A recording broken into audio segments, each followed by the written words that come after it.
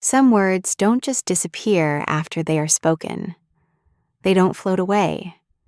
They settle somewhere deep inside you and quietly become part of how you see yourself, especially when those words come from parents.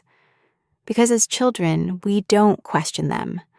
We don't analyze them. We accept them as truth.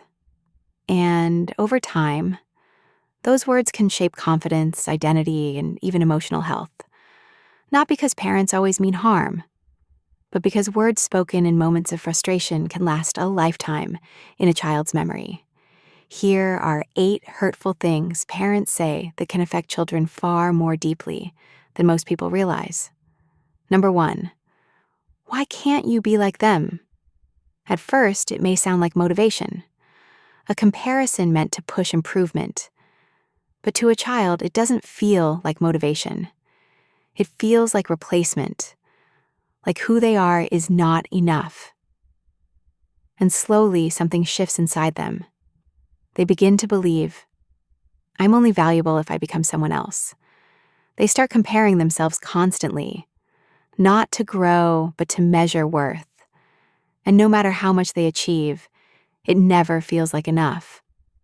Because the original message was never about effort, it was about identity. Number 2, you're too sensitive. Children feel deeply. That's how they learn the world. But when they hear this phrase repeatedly, they start to mistrust their own emotions. They begin to think, what I feel is wrong. So they hide it. They suppress it. They smile when they're hurting. They stay quiet when they need to speak. And over time, emotional expression becomes something dangerous instead of something natural. But feelings don't disappear just because they're ignored. They stay and eventually come out in other ways. Number 3, I'm disappointed in you. This is one of the most powerful emotional triggers for a child, not because it is loud, but because it is quiet.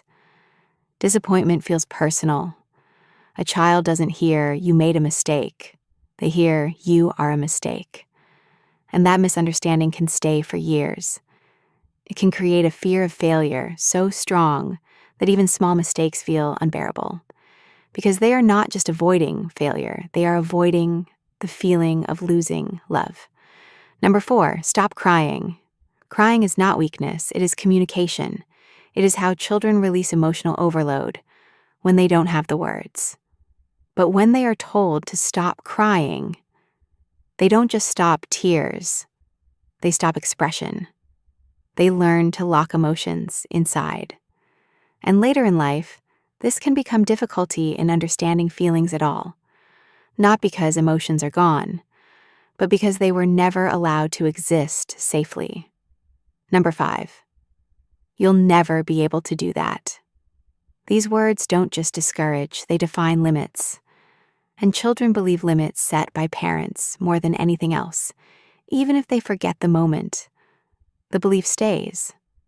And years later, when they try something new, a small voice often returns. What if they were right?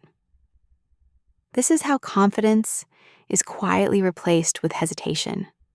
Not through one moment, but through repeated doubt. Number 6, because I said so. Sometimes this is said out of exhaustion, but to a child it feels like silence, where understanding should be. It teaches them that questioning is unsafe, that explanation is not required, that authority does not need clarity. And slowly they stop asking, not just questions, but opinions too. And later in life, this can turn into difficulty expressing needs or fear of speaking up in relationships and workplaces, because their voice was never practiced. It was interrupted. Number 7, you're the problem. This is one of the most damaging messages a child can hear, because it doesn't separate behavior from identity. It becomes not you did something wrong, but you are wrong. And shame grows quietly from this belief.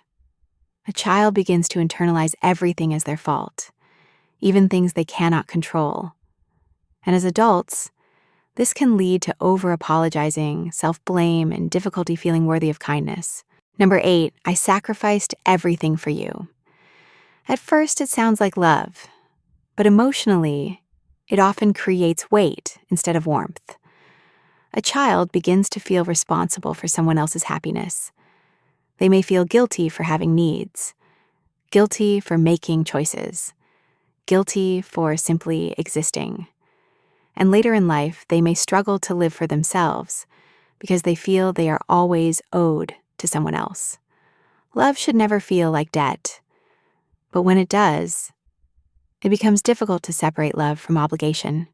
Not every hurt is visible. Some of them don't leave scars on the skin, but on the way we think, react, and see ourselves, the way we doubt ourselves, the way we overthink, the way we struggle to feel enough. But here is something important. Words that hurt you in childhood do not define who you are in adulthood. They are echoes, not truths. And healing begins the moment you stop repeating them inside your own mind. Because the most powerful voice you will ever hear is the one you start speaking to yourself.